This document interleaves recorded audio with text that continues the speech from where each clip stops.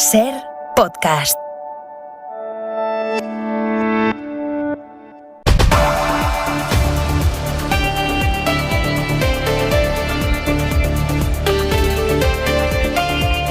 España ha entrado esta tarde por fin en riesgo bajo de coronavirus por primera vez desde julio del año pasado. Riesgo bajo es estar por debajo de los 50 casos por 100.000 habitantes a 2 semanas. 50 casos, tenemos ahora 48.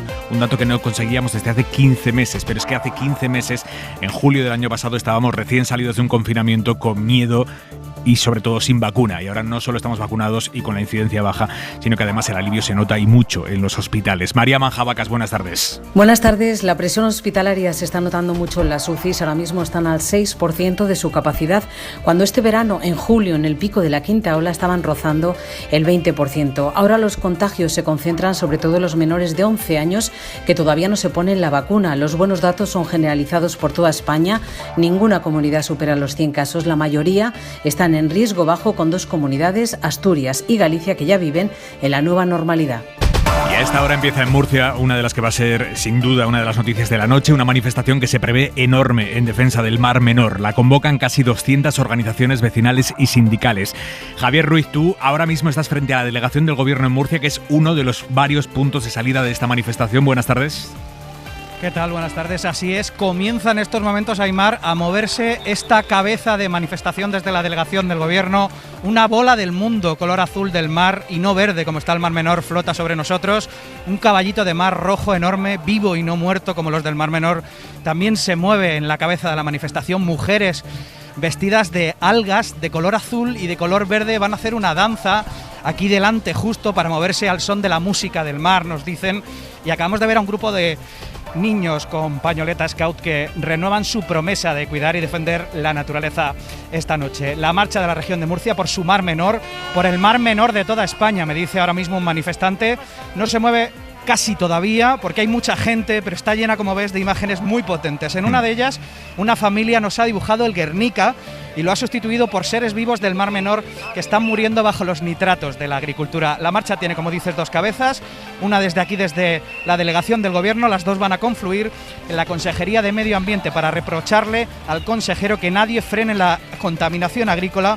Y avanza muy lentamente los 8.000 expedientes contra regadíos ilegales que hay ahora mismo en el campo de Cartagena. Y lo vamos a ir contando en directo esta noche en hora 25. Manifestación en Murcia por el Mar Menor.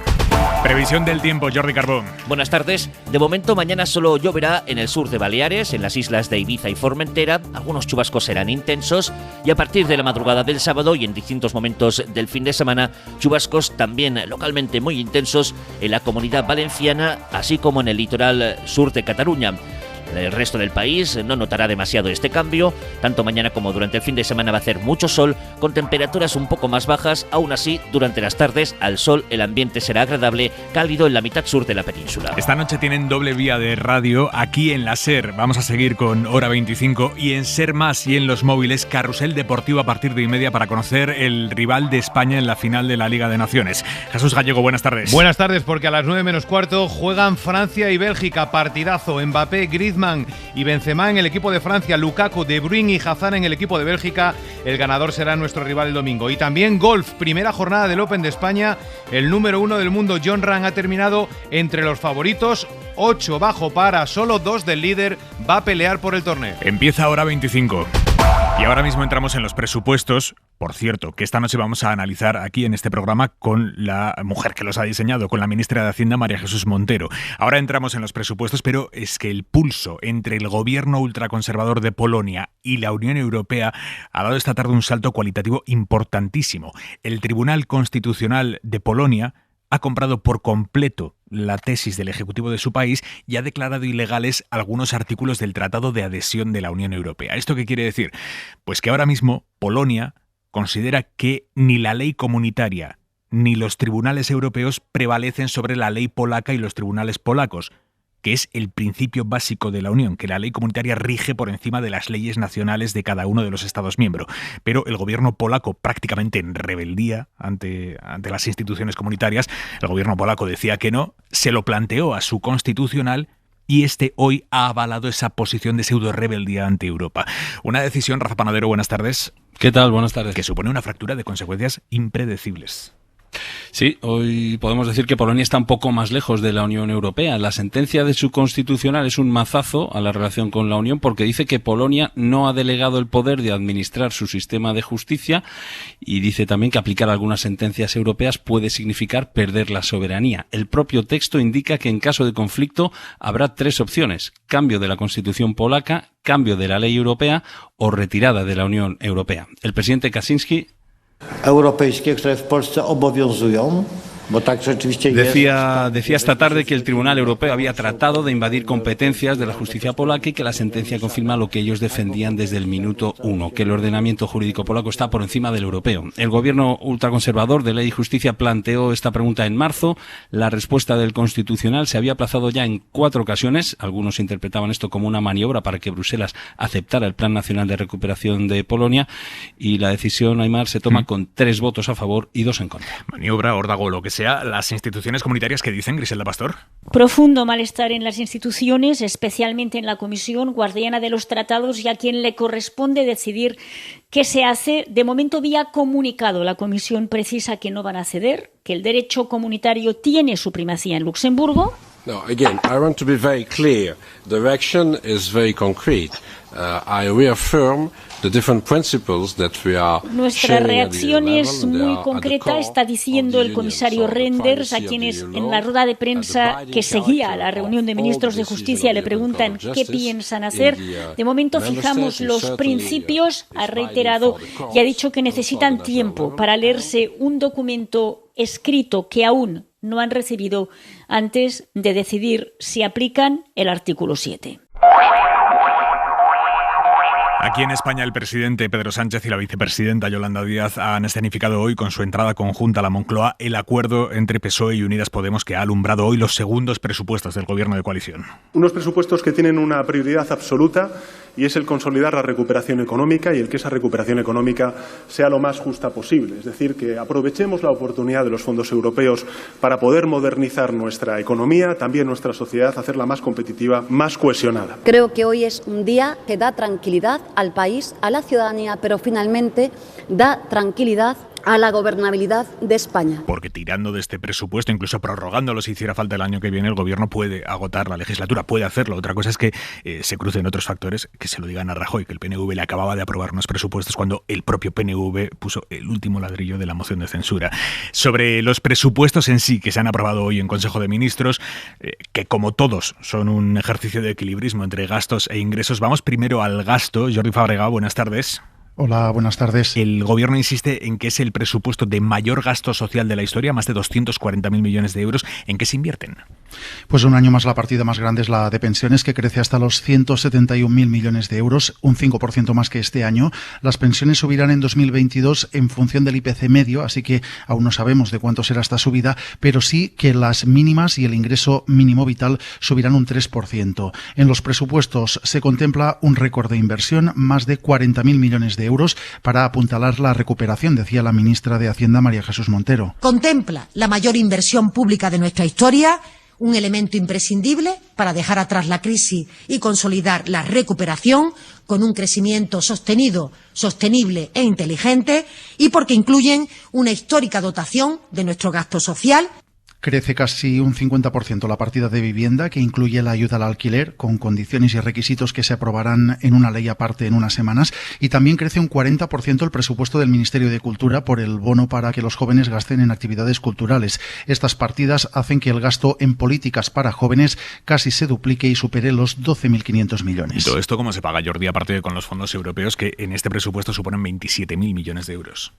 Pues con una mayor recaudación en impuestos sin que se toque demasiado la columna fiscal. De hecho, la única gran novedad en ingresos es el suelo, que obligará a las grandes empresas a pagar como mínimo un 15% del impuesto de sociedades. Solo el pequeño ajuste que nosotros hacemos aporta en torno a unos 400 millones de euros, porque afecta a en torno a 1.070 empresas, es decir, una parte muy pequeña de nuestro tejido productivo.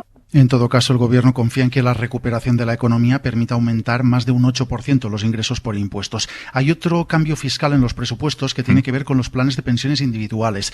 Si el año pasado se bajó a 2.000 euros la aportación máxima que da derecho a desgravación, ahora se baja más ese nivel hasta los 1.500 euros. Solo se podrán desgravar 1.500 euros aportados a planes de pensiones. Jordi, gracias.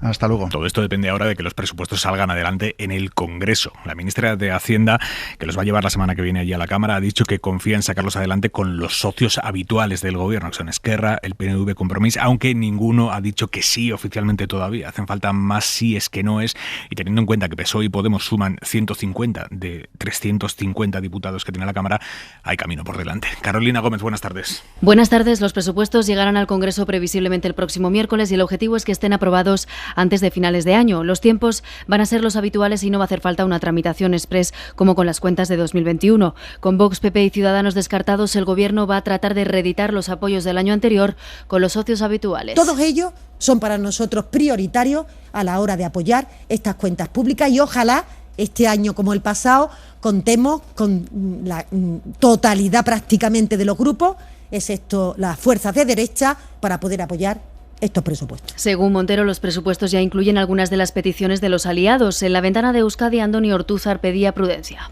En estos casos hay que ser un poco más cauto. Yo creo que es importante hacer antes los deberes que los anuncios públicos, ¿no? Nosotros hemos tenido muy poquitas reuniones sobre presupuestos y primero tenemos que ver lo que hay y lo que no hay. El PNV tiene voluntad de llegar a un acuerdo y en Esquerra admiten que la situación se tiene que torcer mucho para que no haya presupuestos. Con quien seguro que no va a acordar los presupuestos del gobierno es con el Partido Popular, que hoy ha vuelto a cargar contra la nueva ley de vivienda, que ni siquiera han leído aún porque no está aprobada, ley que planteará teóricamente mecanismos para regular los precios de los alquileres en zonas donde estén disparados. Según el número 2 del PP, García Egea, lo que está haciendo el gobierno es fomentar la ocupación con K.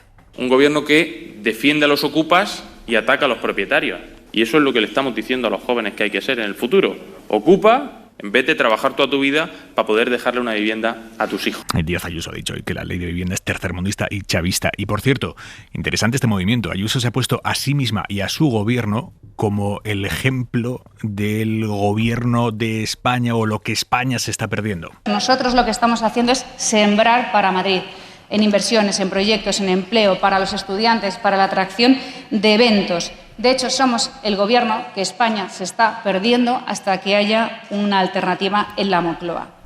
Sobre la vivienda, un dato muy llamativo desde Cataluña. Si cruzamos los datos de cuántos pisos vacíos tiene registrados la Generalitat con los de cuántas familias hay en situación de emergencia habitacional, o sea, buscando una casa con urgencia, vemos que hay 30 veces más pisos vacíos que familias esperando esa casa. Radio Barcelona, Oriol Soler. Cuando una familia es desahuciada o se queda en la calle, se la reubica en un albergue o pensión y se la pone en la lista de la mesa de emergencia de vivienda. El tiempo de espera son 3 meses hasta que se adjudica un piso y ahora mismo hay 940 familias en esta situación en Cataluña. En paralelo, la Generalitat tiene censados 30.700 pisos vacíos que podrían eliminar esta lista de espera 30 veces. Son viviendas en las que no vive nadie desde hace más de 2 años y que no tienen ninguna causa de fuerza mayor para estar vacías. Los ayuntamientos tienen las competencias para expropiar estos pisos temporalmente para las bolsas de alquiler social o para poner multas a los propietarios, pero son procesos garantistas y complicados de ejecutar. En pleno debate sobre la forma que tendrá esa plataforma / candidatura que está preparando Yolanda Díaz de cara a las generales de 2023 o cuando sean, en pleno debate sobre cómo articular eso, las líderes de facto de Podemos, su secretaria general, Yone Belarra, y la ministra Irene Montero, han reivindicado esta tarde en un acto que acaba de terminar hace unos minutos, han reivindicado a Podemos como formación. Y es importante esto, aunque suene un poco obvio, porque la semana pasada Díaz dijo aquí en Hoy por Hoy que no quería que su proyecto fuera una suma de partidos. Bueno, Podemos se acaba de autorreivindicar como partido como tal. Javier Carrera, buenas tardes. ¿Qué tal? Buenas tardes. Se acaba de terminar la inauguración de esta Uni de Otoño, así la llaman, que sirve de rearme ideológico de Podemos, un acto protagonizado por su núcleo fuerte, la secretaria general y la número 2. En Podemos reiteran la apuesta por el ensanchamiento del espacio, eso sí, bajo la fórmula del Frente Amplio En eso insistía Montero, dejando claro que no sobra a nadie. Y de sumar cada vez más voluntades, siempre, siempre, siempre, sabiendo que lo colectivo está por encima de lo individual a la hora de construir un proyecto de transformación. Un acto que ha servido también para potenciar la figura de Belarra, recibida entre aplausos por la Ley de Vivienda. La ministra llama a ensanchar también el espacio, pero subrayando que hacer política sirve y dejando de paso este recado sobre el rey emérito. Creo que en nuestro país no se puede permitir que haya un manto de silencio judicial, administrativo y también mediático sobre los negocios del rey emérito. Quedan, Aimar, 3 días más de jornadas por las que pasarán prácticamente todos los cargos del partido. No está previsto que lo haga la vicepresidenta Yolanda Díaz. 8:15, 7:15 en Canarias. Mañana se cumplen 10 años de uno de los crímenes más atroces que hemos visto en España, el de José Bretón, que mató a sus 2 hijos, a Ruth y a José, el 8 de octubre de 2011. Ruth tenía 6 años y José tenía 2 años, y a ambos su padre los mató para hacerle el mayor daño posible a su mujer, a la madre. Ella quería divorciarse de él, él mató a los hijos. Hoy, una década después, ese crimen tiene nombre, violencia vicaria, y es un tipo de violencia de género que se ejerce sobre los hijos para atacar en realidad a las madres. No estábamos consideradas víctimas. Claro, cuando empiezas a necesitar una serie de recursos y ayudas, te das cuenta de que para la ley, para la sociedad, no eres víctima. Desde que fui consciente, quise cambiar eso para que todas las mujeres que pasaran por lo mismo estuviéramos reconocidas como víctimas de violencia de género. Es Ruth Ortiz, la madre de los niños. Hemos hablado hoy con ella en la cadena SER, en Radio Córdoba. Nos ha contado que aún hoy se siente desprotegida. Estamos totalmente desprotegidas, porque, por ejemplo, las indemnizaciones tampoco las cobramos, los asesinos, por supuesto, no pagan, y el Estado tampoco se encarga de ellas. Nosotros tenemos que continuar viviendo con un dolor y unas circunstancias que no son normales. Han pasado 10 años del asesinato de Ruth y José y todavía es casi excepcional que los jueces retiren a los padres maltratadores el régimen de visitas y custodia de sus hijos. Ocurre en menos del 4% de los casos, según datos del Poder Judicial. Mario Lalurido, buenas tardes. Buenas tardes, Aimar. Los jueces priorizan el derecho del padre a ver a sus hijos sobre el riesgo que corren y su exposición al maltrato. Lo denuncian las expertas en la materia. Igualdad espera que las recientes reformas legales cambien las cosas porque obligan a retirar visitas y custodias a los maltratadores. Victoria Rosell, delegada del Gobierno contra la violencia de género, en declaraciones a la SER. Pero el cambio de la situación es notable. Al ser la regla general la suspensión, un maltratador no es un buen padre y la excepción el mantenimiento. Se lo debíamos a estas mujeres, hace mucho tiempo que tenemos esta deuda con ellas. Rosell admite que madres como Ruth, Ángela, Iciaro, Beatriz han estado siempre desprotegidas, pero recuerda que desde junio son reconocidas como víctimas de la violencia de género con acceso a los derechos, atención y ayudas que recoge la ley integral. Los asesinatos de los hijos de Ruth marcaron un antes y un después porque propició que sean considerados también víctimas los menores. Más de 40 han sido asesinados desde 2013. Y sobre violencia machista, hoy se ha hecho pública una carta de José Ángel Prenda, uno de los 5 violadores de la manada de Pamplona, una carta en la que por primera vez este hombre reconoce el delito por el que cumple condena, la violación a una chica en los Sanfermines del año 2016, y le pide perdón. Isabel Villar. Sí, no hay que olvidar que el Prenda es el que mandó el mensaje al grupo de WhatsApp La Manada diciendo: follándonos a una entre 5, puta pasada de viaje. Ahora, ese mismo hombre reconoce que no se follaron a una entre 5, sino que la violaron. La carta la ha mandado desde Cádiz, donde cumple condena, a la Audiencia de Navarra, y en ella escribe también que, por favor, el texto conste en su expediente carcelario. O sea, que en el fondo lo que quiere es beneficios penitenciarios, pero hasta ahora, siempre que ha podido, ha acusado a la víctima de inventarse la violación. Hasta hoy. Hora 25. Aimar Bretos. Hoy en la cadena SER les estamos contando la propuesta del Ministerio de Educación con los nuevos horarios en primaria para el año que viene. Según el documento que les ha mandado Educación a las comunidades autónomas, las matemáticas tendrán menos horas en esta etapa educativa, al contrario que la lengua castellana, que tendrá más peso. Y además la asignatura de religión tendrá como mínimo 1 hora semanal. Adela Molina. Lengua castellana es la asignatura a la que el Ministerio de Educación da más peso en la propuesta que ha remitido a las comunidades autónomas. 4 horas semanales como mínimo, 840 en toda la etapa, tendrán que cursar los alumnos de entre 6 y 12 años. Para matemáticas habrá menos de 3 horas obligatorias a la semana, aunque es la segunda a la que se da más importancia. Los niños cursan ahora entre 3 horas y media y 6 horas semanales de estas asignaturas, lengua y matemáticas, según el curso y la comunidad autónoma que fija parte del horario. Hay que recordar que la propuesta del Ministerio únicamente corresponde al 60% de las horas en las comunidades sin lengua cooficial y al 50% en las que son bilingües, y que las autonomías deberán completar el resto del horario y pueden ampliar el tiempo de las materias. La asignatura de religión, que con la ley del PP tenía asignada como mínimo una sesión semanal de 45 minutos, tendrá al menos 1 hora de clase a la semana a partir del curso que viene. Y como todos los días a esta hora, la mirada de Xavi Vidal-Folk. Los ultras polacos se rebelan contra la mano que les da de comer. Su Tribunal Constitucional, férreamente controlado por el partido antiliberal en el poder, ha emitido una sentencia contra la primacía del derecho europeo sobre sus leyes nacionales. Es una herejía jurídica, puesto que este principio de la primacía, así como el del efecto directo de las normas europeas en los territorios de los 27, rige en la vida comunitaria desde hace décadas, sobre todo desde la famosa sentencia Costa Enel del Tribunal de Justicia de Luxemburgo en 1964. Por eso, las decisiones de esta Corte prevalecen sobre los principales tribunales nacionales de los 27, sean sus supremos o sus constitucionales. Estos deben cumplimentar su doctrina. Si no existiera esta jerarquía, no habría árbitro en caso de conflictos cuando alguno o algunos incumplen las normas comunes, sean los gobiernos o las instituciones de la Unión. No habría comunidad, sino caos.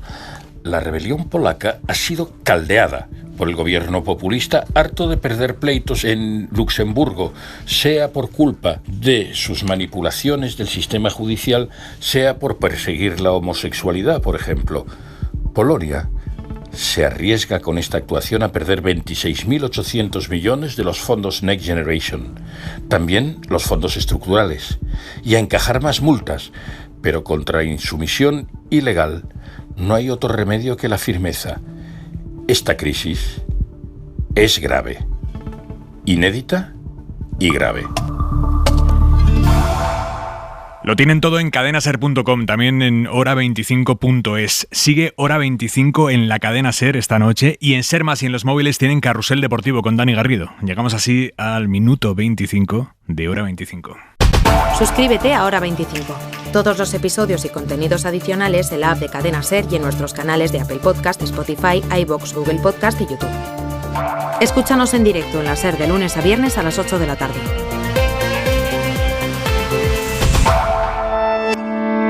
Cadena SER. La radio.